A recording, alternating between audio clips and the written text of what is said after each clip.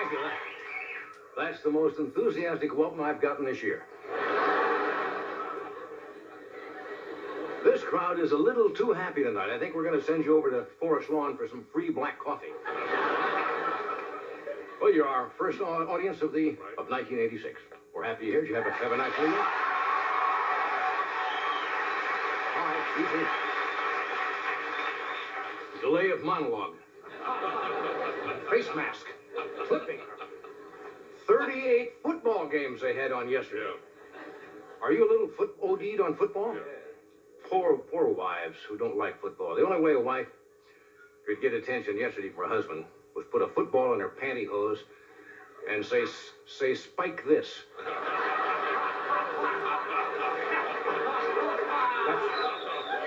That's a football term, folks. Anyway, I hope you had a nice New Year's. I've got a lot of Ritz crackers left over. Anybody out there who's single who's got a lot of dip left over? Want to get... Sit down, sir. How many of you got up early to watch the Tournament of Roses from Pasadena?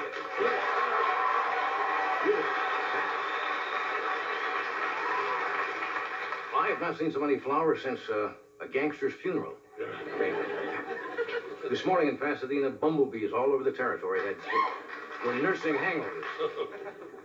What got applause? Now, the Pasadena Tournament of Roses is I guess, the granddaddy of all the parades. Now, the Burbank Tournament of Roses was not too exciting. Their big float, they had Merlin Olsen in a U-Haul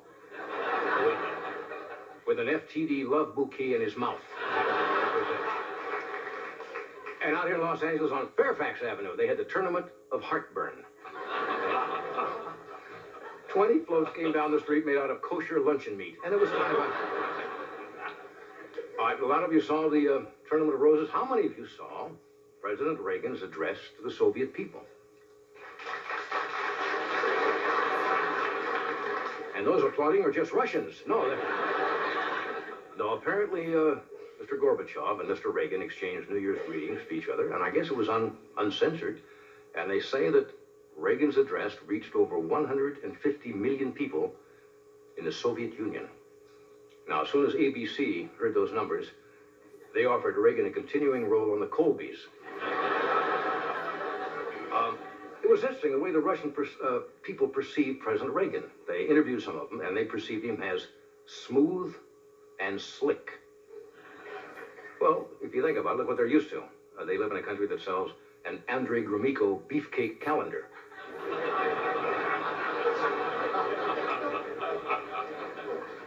Here's something else you'll find semi-amusing.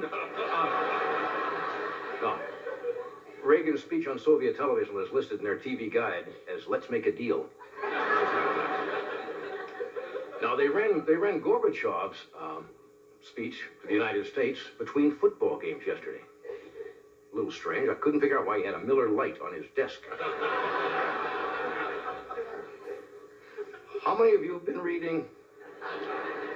How many of you want me to go on with this?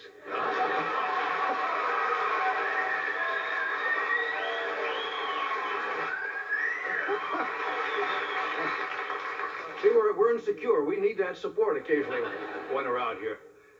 Every newspaper, I guess television stations do it, they bring in psychics who make predictions for 1986. Have you read some of them? A little weird. I've made some myself. I predicted in 1986 that William Refrigerator Perry will be torn down and Donald Trump will build a high-rise. I predict Mary Tyler Moore will be canceled and will become a regular on Golden Girls.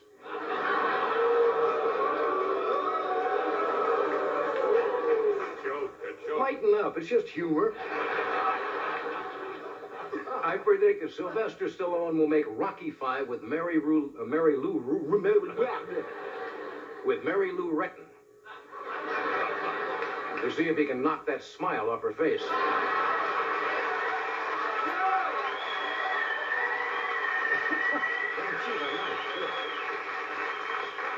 She's a nice lady, but she must have had some tragedy in her life. It's the Energizer.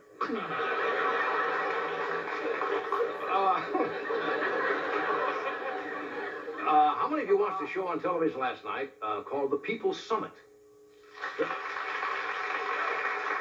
Interesting concept. Phil Donahue hosted a group discussion to the Soviet Union via satellite. You saw the Soviet audience. You saw Phil Donahue's audience. I didn't think it was quite right of Phil to get his studio audience from the Wally George show, but anyway, one member, maybe they don't know who Wally George is. You know who Wally George is?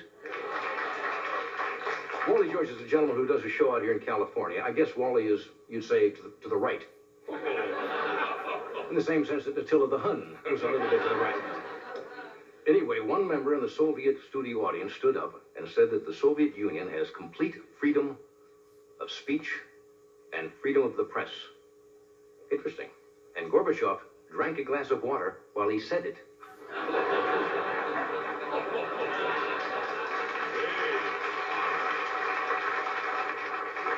Anyway, Donahue always tries to inject controversy into anything. You never notice that? He demanded to know why Russian transsexuals, for example, have been refused pantyhose by the Kremlin. Phil asked that. So what this is really is a report of the news. I'm reporting what happened yesterday. There's not always humor when you're reporting the news. But anyway, apparently the Donahue show was such a hit that next week, Richard Simmons is having a transatlantic workout with the Soviet people. Can you see that? Okay, commies. Let's tone those thighs. Come on.